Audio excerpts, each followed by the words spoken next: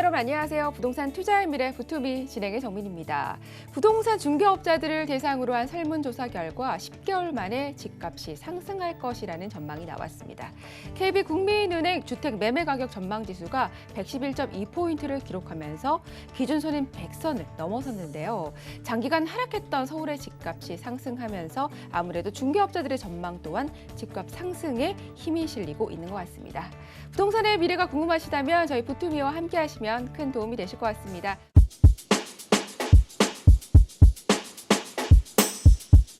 네, 우리 몸에 이상이 있다면 정밀 진단을 통한 원인 분석이 가장 먼저이겠죠. 부동산 시장도 마찬가지입니다. 부동산에 대한 정밀 분석, 부동산 MRI 시간 진행하도록 하겠습니다. 오늘 함께해 주실 부동산 건강을 책임지실 주치의님 소개해드리도록 할게요. 투미부동산연구소의 김재경 소장님 자리하셨습니다. 소장님 안녕하세요. 당신의 부동산 주치 김지영 소장입니다. 각종 부동산 이슈들 어렵지 않고 쉽고 재미있게 풀어가주는 시간, 여러분들 잘 시청해 주시면 좋을 것 같습니다. 네, 오늘도 주치의 선생님과 함께 쉽고 재밌게 부동산 시장을 풀어보도록 하겠습니다. 선생님 말 그대로 MRI처럼 정밀 진단 부탁드릴게요. 자, 오늘 만나볼 부동산 MRI 응급 환자 화면으로 만나볼게요. 보여주시죠. 네, 오늘의 응급 환자는 바로 기준금리 인하입니다. 대대적으로 큰 이슈가 되고 있습니다. 한국은행이 기준금리를 인하하면서 부동산 시장에도 적지 않은 영향을 줄 거라는 언론들의 보도가 굉장히 많았습니다.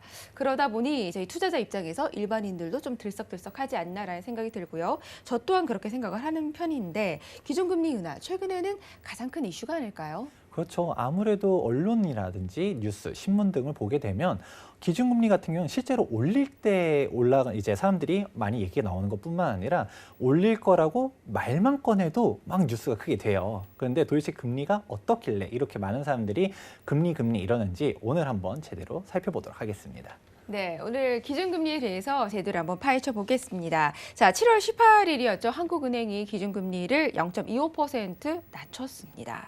사실은 17년 11월 30일, 6년 만에 금리 인상이 이제 기조로 돌아서서 언론에서는 더 이상 금리 인하 시대는 끝났다라고 말을 했는데요. 불과 1년 반 정도 지났는데 다시 금리를 인하했습니다. 자, 이에 따라서 부동산 시장이 다시 뜨거워질 거라는 의견도 많고 저 역시 주치의 선생님이 아니고 제가 또 그런 이야기를 했었던 것도 같은데요. 자, 어떻게 보십니까, 주치의 선생님? 제가 얘기하기에 앞서서 NC님의 생각 한번 좀 묻고 싶어요. NC님은 기준금리가 내려간다라고 하면 이건 호재인 것 같으신가요? 악재인 것 같으신가요? 저의 생각을 물어보니까 좀 긴장이 되네요. 왠지 좀 테스트를 받는 느낌? 답을 좀 맞춰야 될 것 같은 부담감? 제 생각에는 아무래도 금리가 인하되면 부동산 시장이 좀 훈풍이 불지 않을까? 오히려 호재가 아닐까라는 생각이 드는데요. 그러면 반대로 금리가 올라간다라고 하면 악재인 건가요? 그럴 것 같아요. 금리가 올라가면 일단은 대출이자가 상승하게 되고 그렇다면 투자자 입장에서 좀 부담이 되지 않을까라는 생각이 들면서 악재인 것 같은데요. 일반적으로는 다들 그렇게 얘기를 합니다. 한번 뒤에 도표를 보시면 알게 되는 것처럼 다들 일반적으로는 기준금리가 올라갔다. 그러면 이자 부담이 높아지기 때문에 부동산을 가지고 있는 사람들 같은 경우는 아무래도 이자 부담 때문에 더 빨리 팔아야겠다. 그리고 매수하려는 사람들은 이자 부담 때문에 사기가 좀 어렵다. 이렇게 되게 됩니다. 그러니까 공급은 늘고 수요는 줄어드니까 전체적으로 부동산 가격이 떨어질 거라고들 1차원적으로는 생각을 합니다. 2017년도 기준금리가 본격적으로 인상하기 시작했어요. 근데 실제로 부동산 가격은 떨어졌나요? 올라갔나요? 떨어지지 않았습니다. 그 시기에 폭등하지 않았나요? 네, 진짜 2018년도 상반기에 어마어마하게 또 올라갔었고요. 금리가 올라간다라고 해서 부동산 가격이 올라가진 않았었죠. 자, 그러면 왜 이런 상황이 나왔는지 한번 정답부터 얘기해 보도록 할게요. 사실상 기준금리랑 부동산 가격의 상관관계는 없다가 정답입니다. 기준금리랑 부동산 가격이 상관관계가 없다라는 말씀하셨어요. 아니 그렇다면 언론에서는 영향을 미칠 것이다라는 이야기 굉장히 많이 하고 있거든요. 좀 틀린 정보인가요? 부동산 가격과 금리 완에 상관관계가 없다라는 건데 이게 금리가 그럼 어떤 건지 성격을 먼저 알아보실 필요가 있어요. 경제학에서 금리는 정말 중요합니다.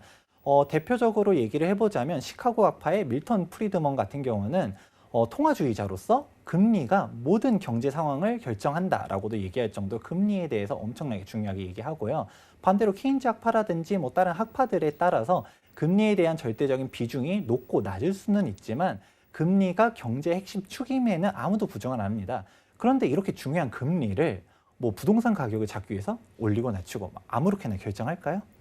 쉽게 결정되는 건 아닌 것 같습니다. 뭐 경제학자들이 좀 모여서 전문가들이 모여서 의논을 하고 결정하는 게 아닐까요? 그렇죠. 뭐 한국 같은 경우는 기준금리 어디서 결정하죠?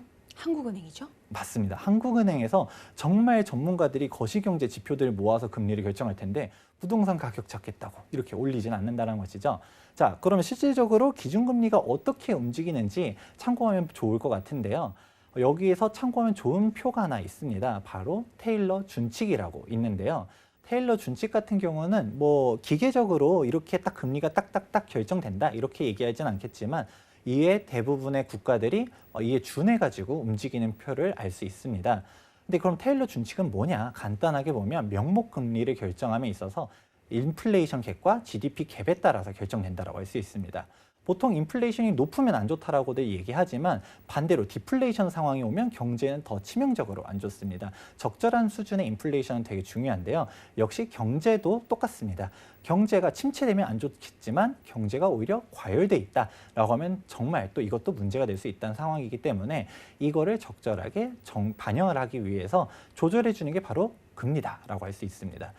이러한 중요한 금리를 단순히 부동산 가격 잡겠다라고 결정하지도 않을 뿐더러 이렇게 부동산 가격과 실질적으로 통계적으로 봤을 때는 기준금리랑의 상관관계는 사실상 없다라고 할 수 있습니다. 네, 그렇군요. 정리를 좀 해보자면 부동산 가격과 금리와는 상관관계가 없고요. 이 금리가 어떻게 결정되는지 설명을 좀 충분히 해주셨습니다. 인플레이션 갭과 GDP 갭, 즉 경기 상황에 따라서 결정된다라는 말씀을 해주셨습니다. 이 경제의 한 분야인 이 부동산 가격 때문에 금리를 높이거나 낮추지는 않는다라는 말씀으로 마무리를 좀 해주신 것 같네요. 네, 기준금리의 또 다른 특징 중 하나는 바로 경기 후행지표라는 것입니다. 보통 기준금리가 올라가게 되면 조대금리가 높아짐에 인해서 뭐 소비라든지 투자가 위축되게 되고요. 경기가 후퇴한다라고도 얘기하는데 사실 이거에 가장 앞서서 이 기준금리가 올라가는 원인 자체가 물가 상승률이 높고 경기가 과열되었다는 것이죠. 즉 기준금리 자체는 경기 상황이 먼저 발생하고 그 뒤에 따라서 온다는 것입니다. 네, MC님한테 한번 질문 드려볼게요. 제가 네. 지금까지 부동산 가격과 기준금리 간의 상관관계는 없다는 얘기 하지 않았습니까? 네. 근데 사실 대한민국의 부동산 가격과 기준금리 간의 15년간의 통계를 보게 되면 기준금리가 올라갔었을 때 부동산 가격도 상승했다는 사실 알고 계신가요? 아, 그런가요? 저 그렇다면 보통은 상식적으로는 이 금리가 올라가면 부동산 가격은 떨어진다고 알고 있는데 우리가 알고 있던 내용과는 정반대의 내용인 것 같은데요. 금리가 오르는 시기에 부동산도 따라서 오르는 건가요? 네. 금리가 올라가면 아무래도 보통 부동산 가격이 떨어진다라고들 생각하는데 왜 올라갔냐는 거는 통계를 한번 보시면 알게 될 겁니다. 제가 앞서서 얘기했었던 게 인플레이션율이 높았던 시기에 기준금리가 올라간다라고 얘기했었습니다. 그런데 이 인플레이션율이 높은 시기라는 게 부동산 가격에도 어느 정도 영향을 주게 되는데요. 기준금리와 인플레이션 그리고 인플레이션과 부동산 이렇게 보면 어느 정도 상호간에 일치하는 부분이 있습니다. 그렇기 때문에 기준금리랑 부동산 가격만 놓고 합쳐서 보게 되면 아무래도 기준금리가 높았었던 시기에 부동산 가격도 높았었다는 결과값이 나오게 됩니다. 자, 이 두 가지 통계를 한번 보도록 했을 때 실질적으로 부동산 가격이 많이 올랐다라고 얘기하는 게 노무현 전 참여정부 때인데요. 이 노무현 전 참여정부 때 기준금리가 무려 7차례나 올랐다는 사실 알고 계신가요? 거기에다가 지금의 1%대 기준금리와 달리 그때는 5%가 넘는 높은 기준금리였었습니다. 네, 그렇군요. 뭐 그래프를 보니까 보다 더 자세히 알 수 있었던 것 같습니다. 부동산 가격과 금리와는 상관관계가 없습니다. 하지만 이 금리는 물가 상승률 그리고 경제 상황에 따라서 이제 결정이 된다라는 말씀 해주셨는데요. 이제 경기가 높아서 금리를 높였고 또 경기가 좋으니까 부동산 가격도 함께 상승했다. 자, 이렇게 정리를 좀 할 수 있을 것 같습니다. 맞죠? 네, 맞습니다. 방금 전에 얘기한 거와 같이 보통 일반적으로 생각하는 것처럼 기준금리가 높은데 왜 부동산 가격이 올라? 이런 거와 같이 사실상 기준금리랑 부동산 가격은 상관관계가 없다라고 보는 게 맞습니다. 정확하게 말하면 인과관계가 역전돼 있다고 보시면 되는데요. 기준금리가 올랐을 때 부동산 가격이 오르는 게 아니라 부동산 가격이 올라갈 시기 때 기준금리도 따라서 올라간 것이다 라고 이해하는 게 좋습니다. 기준금리는 경기 후행지표다. 이것만 기억하셔도 원칙을 잡으실 수 있을 것 같습니다. 네, 기준금리가 경제 후행지표라는 말을 꼭 기억하셔야 될 것 같아요. 저도 오늘 좀 큰 거 배워가는 것 같습니다. 자, 이렇게 심도 있는 이야기 금리에 대해서 잘 살펴봤습니다. 금리와 부동산 간의 상관관계에 대해서도 말씀을 해주셨는데, 자, 그래서 우리 같은 투자자분들, 많은 분들 궁금할 것 같아요. 그래서 호재인가요? 그래서 악재인가요? 도대체 어떤 건가요? 이분들을 위해서 좀 답변을 주셔야 될 것 같은데요. 금리랑 부동산 가격에 상관관계가 없다는 얘기를 지금까지 열심히 하긴 맞아요. 했는데 뭐 굳이 얘기를 하자면 악재는 아니잖아요. 호재죠.